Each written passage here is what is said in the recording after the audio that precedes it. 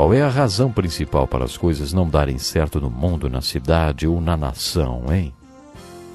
De acordo com o Salmo 128, quando as coisas não vão bem no mundo, na nação ou na cidade, você deve procurar a fonte do problema no lar.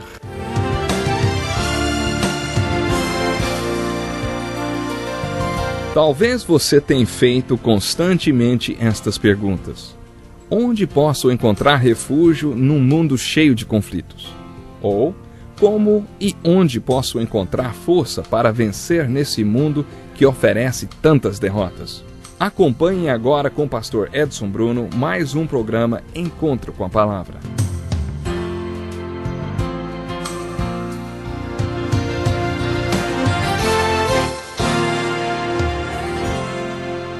É uma felicidade muito grande outra vez poder estar chegando até você com o programa Encontro com a Palavra.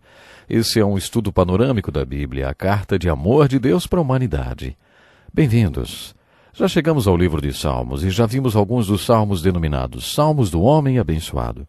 Esses salmos levantaram uma pergunta.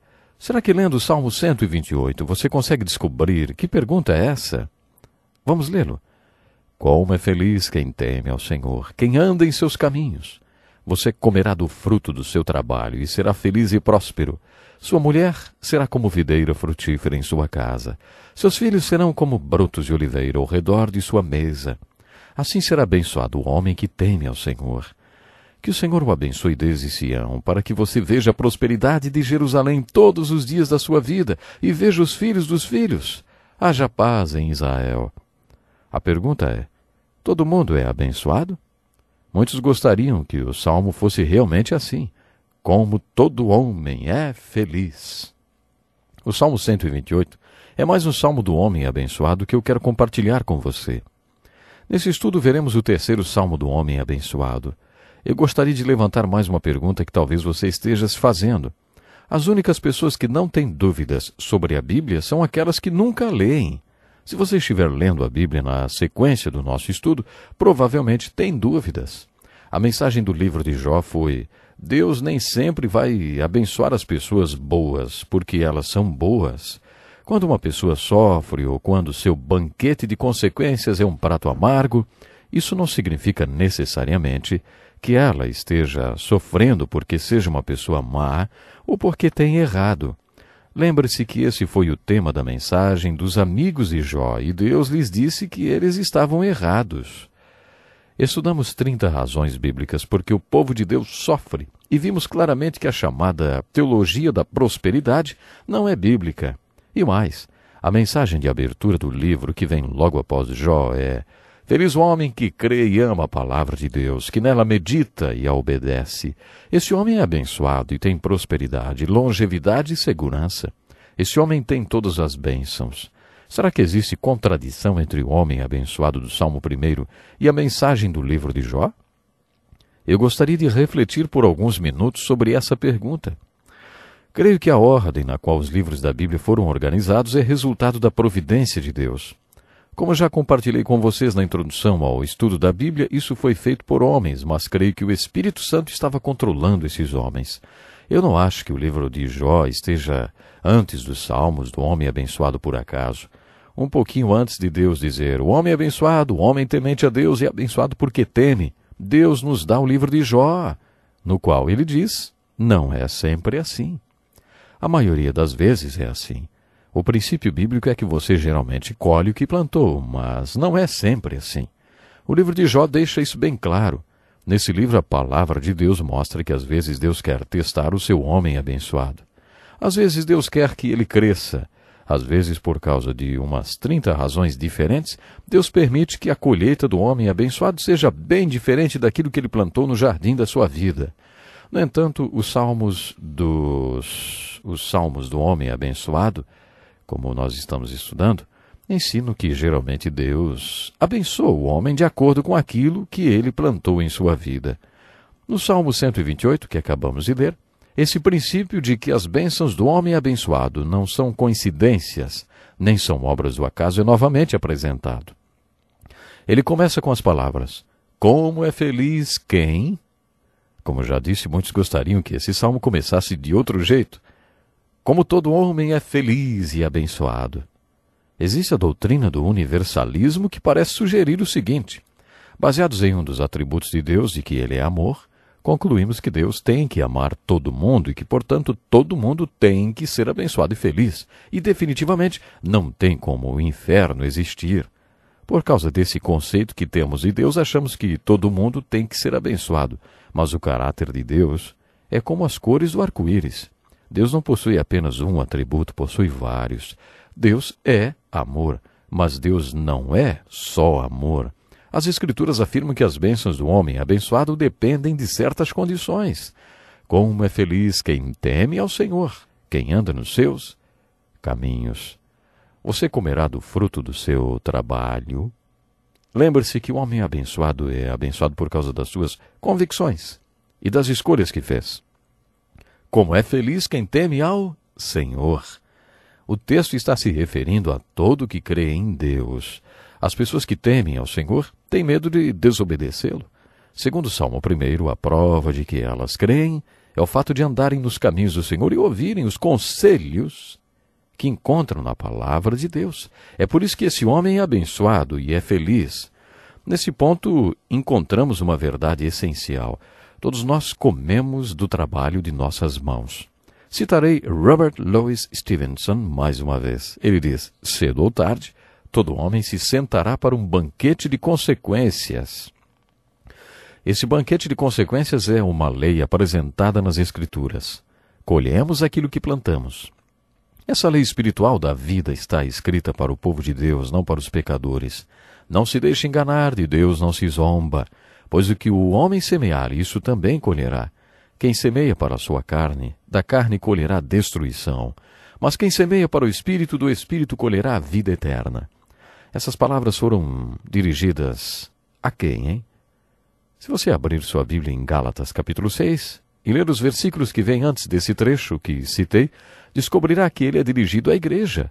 Paulo escreve: irmãos, se alguém for surpreendido em algum pecado, vocês que são espirituais deverão restaurá-lo com mansidão. No mesmo contexto ele diz: não se deixe enganar, de Deus não se zomba, pois o que o homem semear, isso também colherá. Paulo continua dizendo que se você semear o jardim de sua vida na carne, colherá corrupção. Mesmo sendo uma pessoa espiritual, você pode colher corrupção.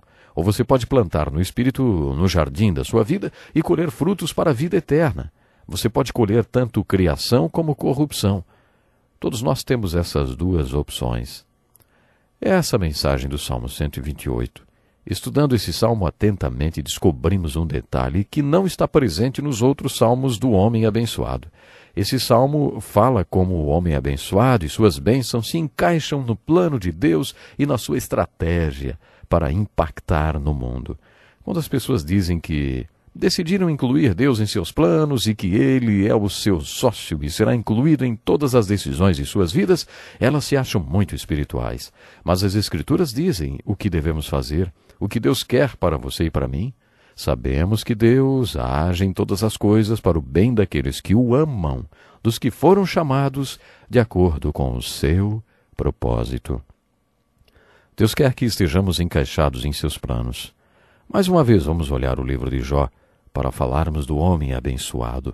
Não queremos estar com nossas mãos gananciosas no centro de nossas vidas dizendo: do que as minhas mãos abençoadas vão se encher, já que eu sou um homem abençoado? Você precisa fazer outra pergunta. Senhor, como eu, sendo um homem abençoado, me encaixo em seus planos? O que devo colocar nas suas mãos? É essa a mensagem do Salmo 128. É assim que funciona. Deus encontra um homem que acreditará nele e que andará nos seus caminhos. Deus abençoa esse homem. Depois diz que a mulher do homem, abençoado, é abençoada.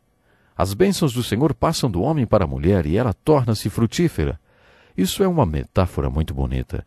Outras traduções dizem: o interior de sua mulher será como a videira frutífera. Dessa forma, a Bíblia traz uma bonita descrição do papel da mulher. As bênçãos de Deus, então, passam do homem abençoado e de sua mulher frutífera para seus filhos. O Salmo nos diz que seus filhos serão como oliveiras ao redor de sua mesa. A oliveira é um símbolo de fertilidade e da frutificação. A seguir vemos que as bênçãos de Deus passam desse homem, de sua mulher e filhos, dessa unidade familiar para Sião, que é a comunidade religiosa do Velho Testamento, como a igreja no Novo Testamento. Então, a partir dessa comunidade religiosa, essa unidade familiar impacta a cidade de Jerusalém, a nação de Israel e, por último, o mundo. É assim que Deus trabalha. A unidade base está dentro da estratégia de Deus, e essa unidade base não é a igreja, mesmo sendo muito importante. A unidade base, eu vou dizer para vocês, a unidade base de Deus é a família. Qual é a razão principal para as coisas não darem certo no mundo, na cidade ou na nação, hein? De acordo com o Salmo 128, quando as coisas não vão bem no mundo, na nação ou na cidade, você deve procurar a fonte do problema no lar. A batalha é vencida ou perdida no lar. A fonte principal das bênçãos de Deus é o homem, o lar. No Salmo 128, Deus está dizendo: quando eu quiser impactar o país e o mundo, começo com o homem abençoado. Quando esse homem crê em mim e anda nos meus caminhos, torna-se abençoado. Então essa bênção que lhe foram conferidas por causa de sua obediência, passam dele para sua esposa e seus filhos, e depois da unidade familiar para a nação e através da nação para o mundo. Esse salmo do homem abençoado nos fala como o homem abençoado e suas bênçãos se encaixam na estratégia de Deus para impactar o mundo. De acordo com esse salmo, a unidade base de Deus é o lar, e o homem é a fonte de bênçãos do lar. Creio que é por isso que Jesus disse aos seus apóstolos: sigam-me, e eu os farei pescadores de homens. Não acredito que Jesus tenha usado esse termo de maneira genérica. Como pastor, já observei isso. Se você tentar encher um ônibus com mulheres e crianças, não atingirá todo o lar, porque não conseguiu levar o homem da casa. Conheço vários homens e mulheres que vieram a Cristo, um de cada vez, e observei que nunca vi uma mulher que não tenha passado a seguir a fé de um marido realmente fiel a Deus. Pode levar algum tempo até que isso aconteça, porque algumas mulheres têm o direito de serem convencidas em relação às bênçãos do homem. Pode levar 3 ou 5 anos, mas ao final, a mulher seguirá o homem que verdadeiramente segue a Deus, porque esse homem se torna um homem abençoado, um homem de Deus. E a mulher terá prazer em seguir o mesmo Deus desse homem. Sabe, eu creio que seja por isso que Jesus usou a metáfora pescadores de homens. Se você pesca o homem, você pesca todo o lar dele. O Salmo 128 mostra a estratégia de Jesus em detalhes. Essa estratégia começa com o homem. Bom, mais uma vez vou me despedir. Você é um homem abençoado? Com isso eu quero dizer, você é o tipo de homem ou mulher que Deus pode abençoar? Não me esqueça, Deus quer abençoar você. Até o próximo programa. Que lição importantíssima. Obrigado, pastor Edson Bruno. Prezado ouvinte, coloque em prática o que você ouviu aqui. Sem dúvida, sua vida será grandemente abençoada.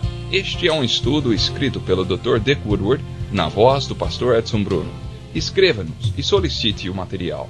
Nosso endereço é Encontro com a Palavra, Caixa Postal 2011, CEP 89201-970, Joinville, Santa Catarina. Até o nosso próximo Encontro com a Palavra.